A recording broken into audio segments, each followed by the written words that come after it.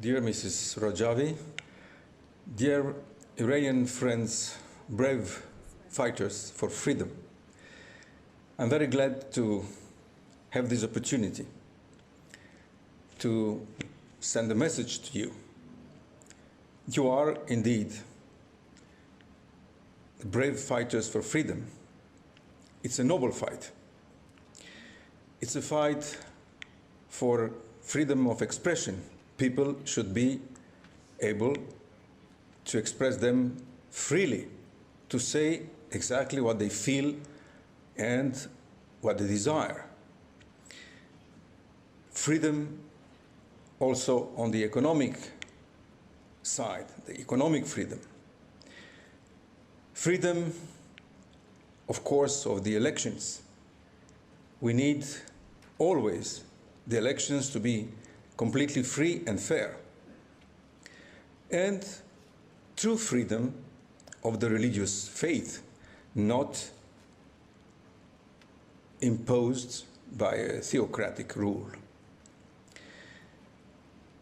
I have met several times Iranian people outside their country, and they have a great hope. They have the hope that there is a solution for a peaceful and prosperous Iran, and that's your task. Of course, it's still a difficult moment for you.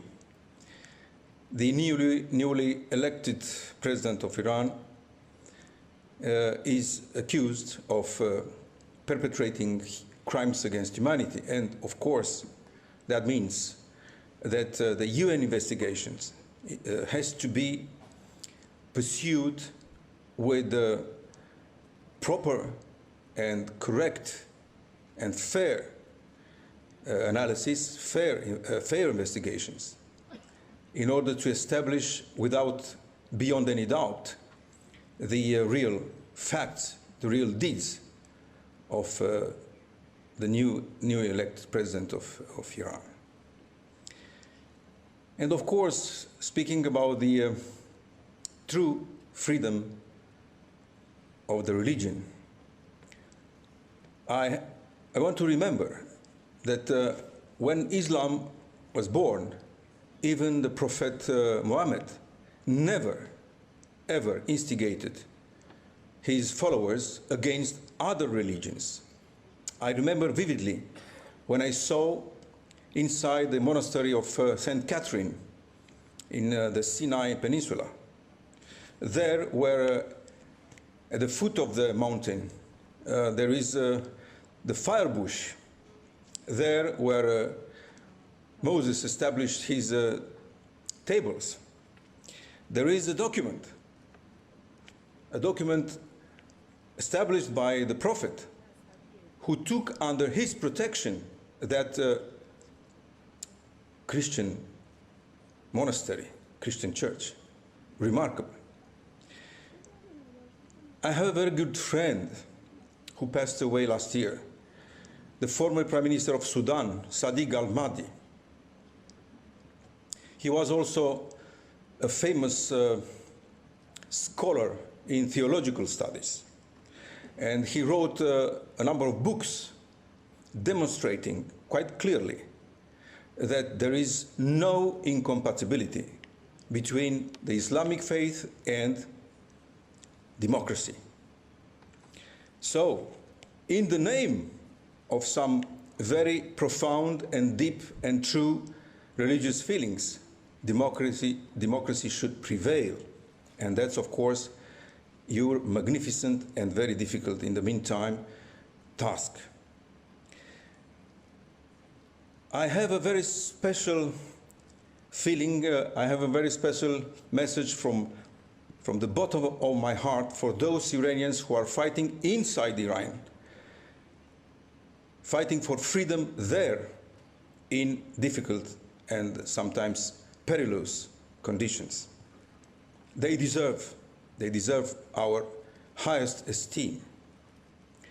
I know what it is to fight from inside under difficult conditions of oppression. Yes, it's time It's time for Iran to be peaceful and prosperous. Yes, it's time from Iran to abandon the path of, let's say, aggressive or violent attitude with respect to its neighbors.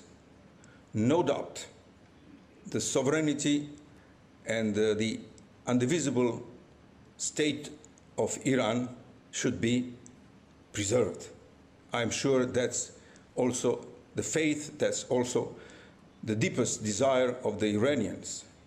But in the meantime, why to be aggressive, to perpetrate some actions outside Iran which do not deserve neither the peace nor the prosperity of Iran? Your meeting comes at a very crucial moment. A new president of Iran was elected. There is a lot of analysis. There are many people who do not accept the result. Nevertheless, let me tell them, as someone who started his political career in a revolution. It was a revolution for democracy, for freedom and democracy.